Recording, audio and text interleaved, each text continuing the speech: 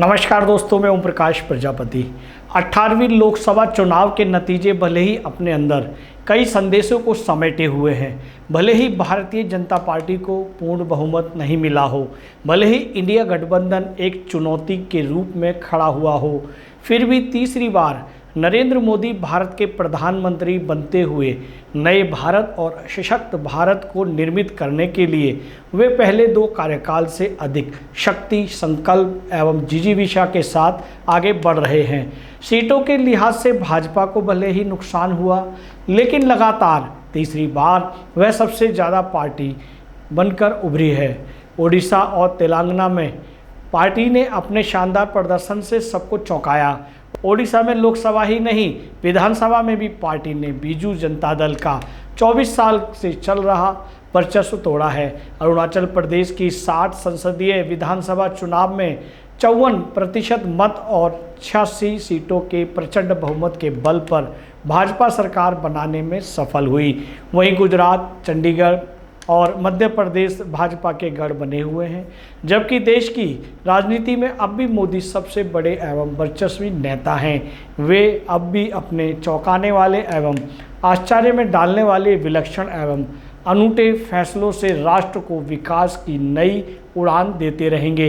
इस बार के चुनाव परिणाम अनेक राजनीतिक दलों के सामने भी अनेक प्रश्न खड़े किए हैं। कौन जेल में रहेगा, इसका फैसला अदालतें करेंगी, परंतु दिल्ली के मुख्यमंत्री अरविंद केजरीवाल ने इस चुनाव को अपने जेल के अंदर रहने या बाहर रहने का अधिकार मतदाताओं को सौंपा था, जिसका नतीजा यह रहा कि उनके शासित वाले दिल्ली में आपका खाता तक नहीं खुला। देश एक बार फिर गठबंधन सरकारों के युग में प्रवेश कर रहा है। अब यह एक हकीकत है कि मौजूदा जनादेश के मद्देनज़र गठबंधन सरकार बनाना भाजपा की मजबूरी होगी। निश्चित रूप से पूर्ण बहुमत के साथ सहयोगी दलों के साथ सरकार चलाने और अल्पमत में सहयोगी दलों के साथ सरकार चलाने में बड़ा फर्क है। सवाल उठाया जा रहा है कि पूर्ण बहुमत वाले दो कार्यकालों में देश हित के बड़े फैसले लेने वाली भाजपा क्या गठबंधन के सहयोगियों के दबाव के बीच शासन करने में खुद को सहज महसूस करेगी।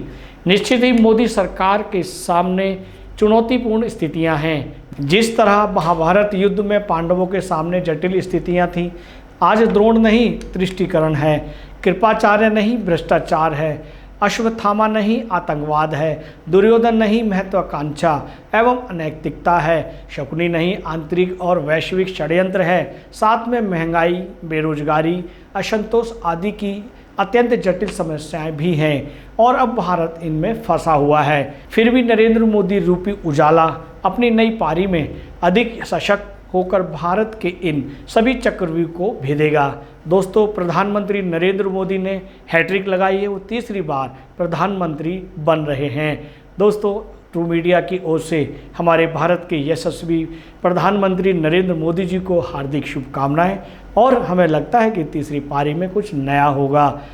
ये जानकारी आपको कैसी लगी, हमें आपके भावपूर्ण कमेंट्स की आवश्यकता है। नमस्कार।